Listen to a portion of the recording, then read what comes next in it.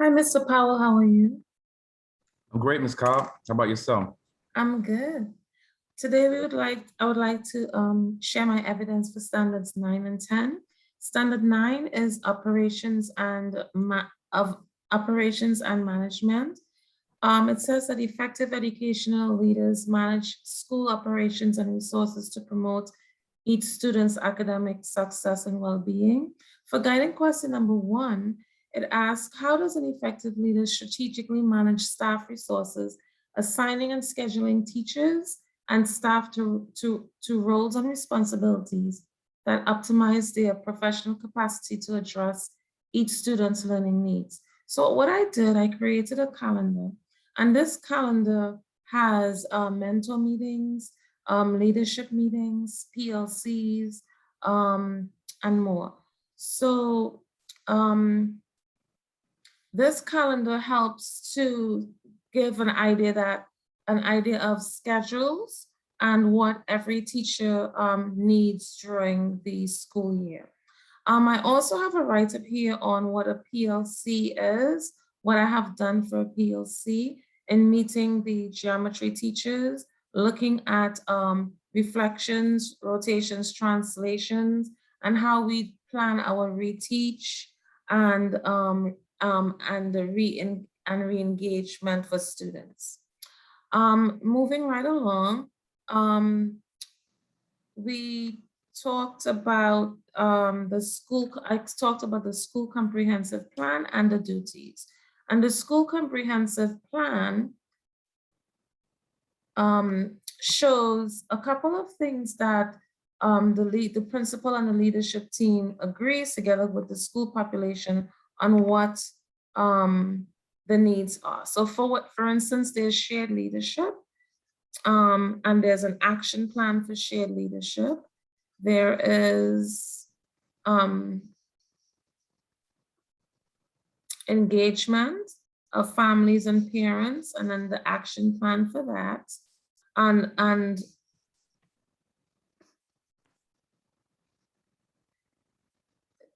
they mentioned the equity action plan, and here also there is resources to support implementation, the culture and achievement, and the action plan that supports that.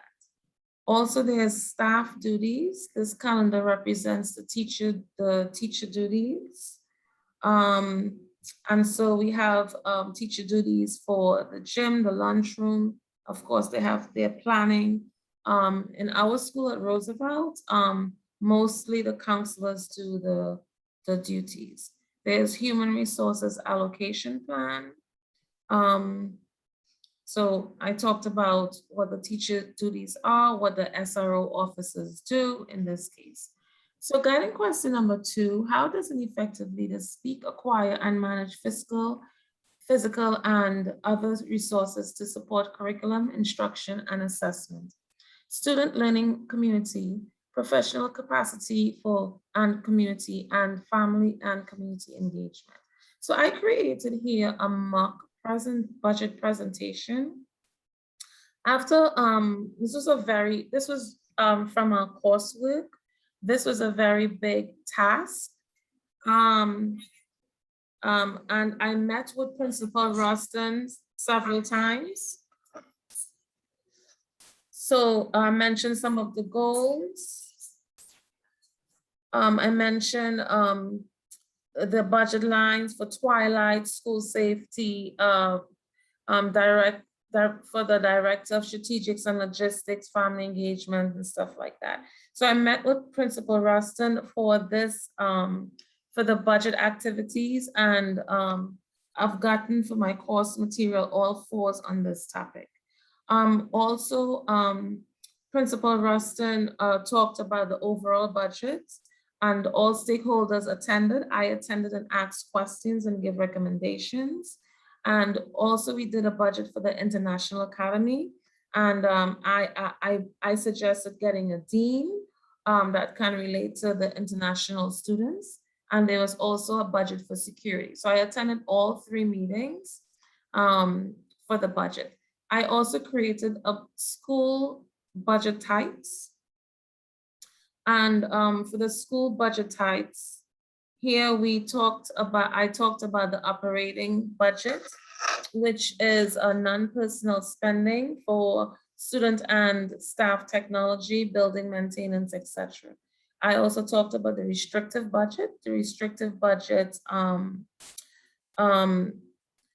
they are funds that can only be used for specific purposes. So you cannot touch the money for the principal, you cannot touch family engagement funds, you cannot touch JROTC funds.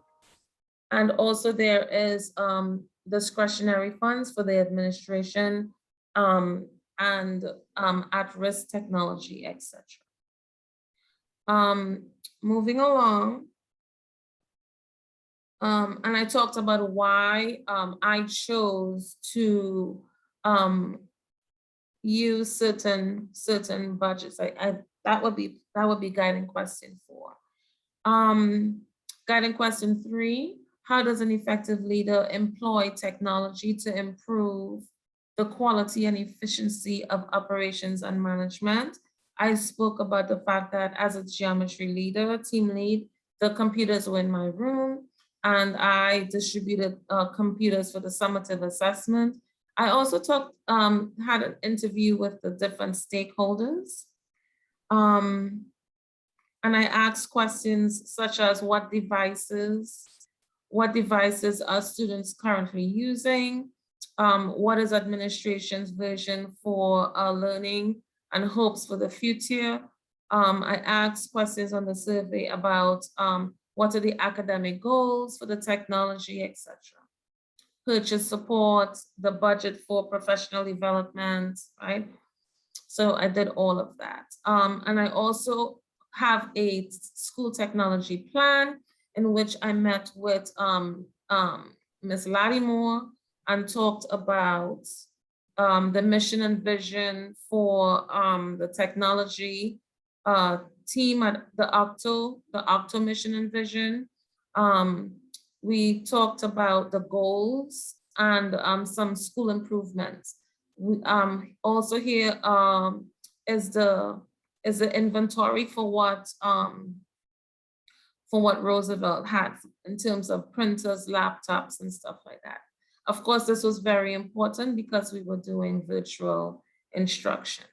And lastly, we have guiding question 4, how does an effective leader plan and manage the school's budget to ensure optimum and equitable use of fiscal resources?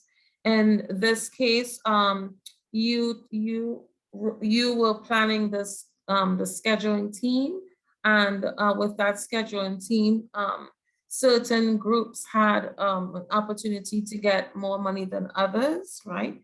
And that makes it equitable. Meeting for the schedule team based on enrollment projections, and suggestions were made to allocate more money towards the biggest group that needed it the most. In this case also, I have, again, the budget types, and I talked about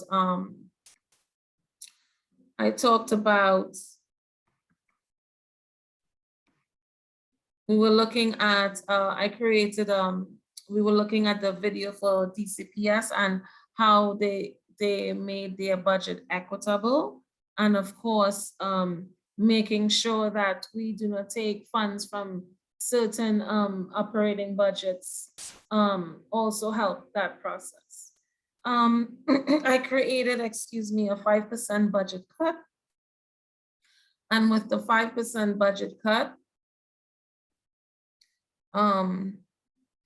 I cut certain things like teacher overtime for credit recovery, because those students were placed back into the classrooms to work with those, to work with those teachers. So instead of paying teachers extra for credit recovery, we were able to put those those students back into those classes. And there are other things that I've cut with this 5% budget cut.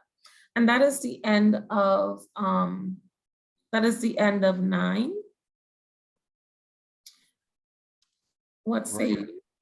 Yes, well, thank you. You shared a very detailed um, multiple plans that you implemented for Standard 9 with the calendar and how you use the school's comprehensive plan to kind of make those connections and definitely the things that you did with the budget presentation and even providing suggestions on um, how to streamline and and manage the funds differently by the cuts.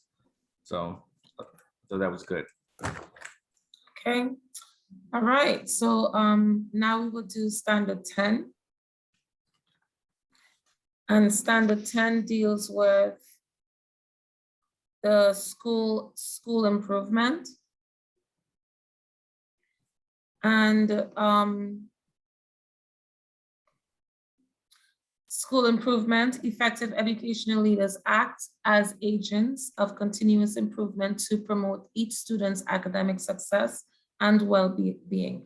The guiding question number 1 asks, how does an effective leader use methods of continuous improvement to achieve the vision, fulfill the mission, and promote the core values of the school? So here,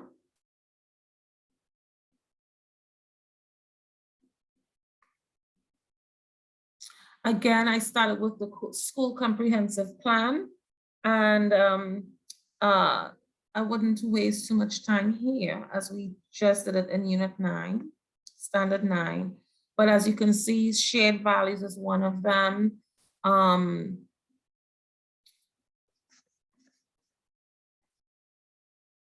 the action plan that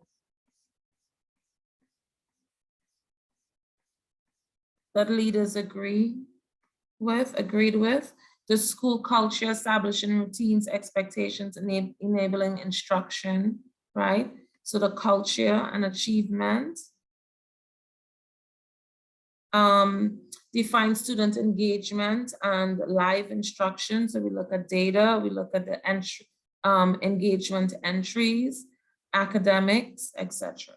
So I used the school improvement plan to choose the priorities. I did surveys. The surveys drive the conversation to the school improvement plan at the end of the school year. And throughout the school year, teachers are given the surveys. So I also use that to decide what we can do. From there, I created the family engagement. And the reason why I met with Principal Rustin first, and then I met with you, and both of you all shared your ideas as to what I should implement for the school year. And so we decided on the family engagement as one of them. And for this one, I created the, I didn't do anything solely. Okay, it was myself together with the team, created a family engagement newsletter. And I have to still create the calendar, but we created the events this summer on what should be going on the calendar. The other priority was the Global Studies Committee, in which the team met and we talked about the mission and vision. We talked about where is the global studies perspective at Roosevelt, and we came up with an idea to incorporate that. So we came up with a Global Studies Committee, and we came up with, I have the agenda and the scope for the Global Studies Committee, and we came up with ideas as to what we will do, what plans we will have at the end of the, for the beginning of the school year, and to implement it throughout the school year. The next one is the risk management, the PD. Interestingly, I think 2 nights ago, there was a shooting at Freedom High School, and that brought me back to this priority and as to why it is very important to go over the emergency plans And so I know for in-service week this week that they presented a PD for lockdowns and fire drills, etc. So that's why I did one. I also here I created the flow charts and other activities that the school can use as to show, what happens, what the principal will do, what the CERT team will do, when it's all cleared, what happens, do we get dismissed, do we go back to the building, etc. The last one is the Work Together Wednesday, still work in progress. For the Work Together Wednesday, I spoke to today with Mr. Olson and Mr. Vargas about coming into the school on at least 1 or 2 Wednesdays to see the implementation of this. Work Together Wednesday is based off of creating diversity because the African American students and the Latino group do not mingle. And so to create that collaboration with them so that they can know each other's culture, and in also doing so, be able to increase PARC scores by taking the students and taking them to different areas of the school to work on different projects. And that's what the Work Together Wednesday is all about. So I created my 4 priorities based off of the school improvement plan. Guiding question number 2, how does an effective leader develop technically appropriate systems of data collection, management, analysis, and use, connecting as needed to the district office and external partners for supporting in planning, implementation, monitoring, feedback, and evaluation? Well, we use Aspen to collect our data. We have some Aspen notes. Teachers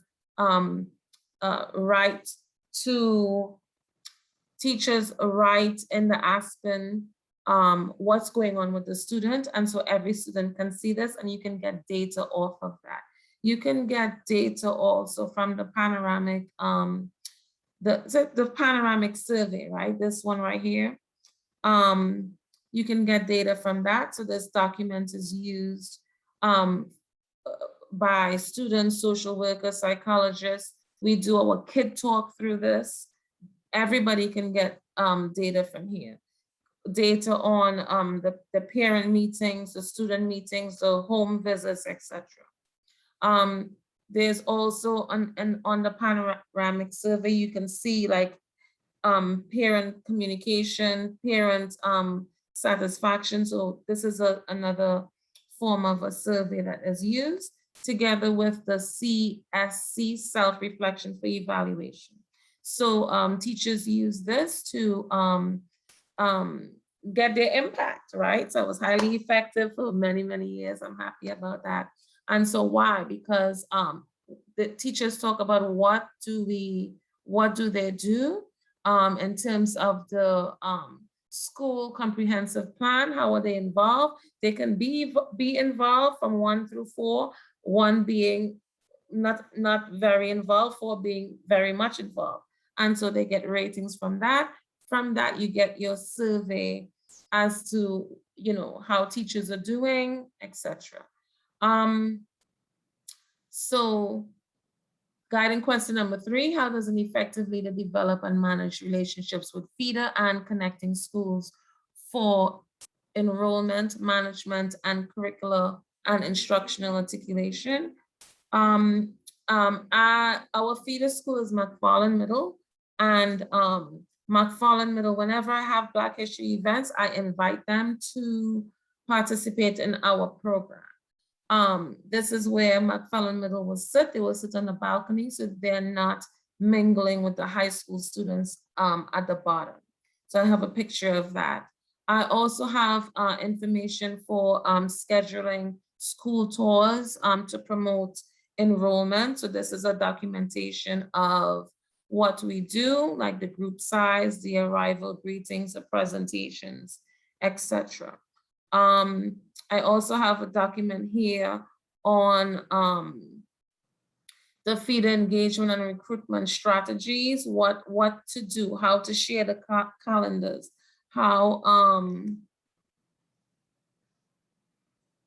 how school staff meet and greet, etc. So this is what we do for the feeder schools. And I'm very happy to say that I was always willing and always gave an invitation to McFarland Middle to perform at our Black History events. And last but not least, guiding question number 4, how did the leader implement the priorities of the school improvement plan? And how was this implementation presented to key stakeholders within the outside and outside the school to communicate changes and gather feedback? So I created a school improvement plan of my own based off of the priorities that I was going to use. So looking at the mission and vision statement and the priorities that I created and what I wanted to do with those priorities. In the beginning, it was quite lofty, and I wanted it to be more attainable considering my participation at Roosevelt. So I made sure to streamline it. I did the family engagement to increase family engagement and to increase participation for both families and teachers, because teachers were not engaged either. I also created one for global studies to ensure that the school embodies the mission and vision statement, right? The mission says that that Roosevelt is a global campus. How is that shown? I also created one for the fire drill protocols and one for Work Together Wednesdays. So the fire drill is for safety. The Work Together Wednesdays is to increase park scores and diversity, to work on the whole child. In prior years, I looked at the score and looked to see how I can drill the kids in doing really well, right? But I wanted to increase this going outside and increase this diversity and look at the whole child, so that the park scores are not just my goal, but also the student's goal. If the student enjoys it, right? If the student wants to work together and have fun, they're not going to feel the pressure of the work. And so I created my 4 priorities, and those are my 4 priorities. And that is the end of standard 10. Oops, you are on mute. All right. Now I was saying, great job with standards 9 and 10. I mean, I think that the evidence that you've shown was very strong, using the school comprehensive plan to really create these priorities, which pretty much kind of drove the work for standard 9 and 10. And the evidence that you definitely have shown for standard 10 is strong evidence. So kudos to you. Thank you. See what happens at the end of the program, I get stronger, right? I have to go back and get it all That's over good. again. That's a good thing. Okay, so let me stop sharing and let me end the video. Let me end. And maybe I'll call you.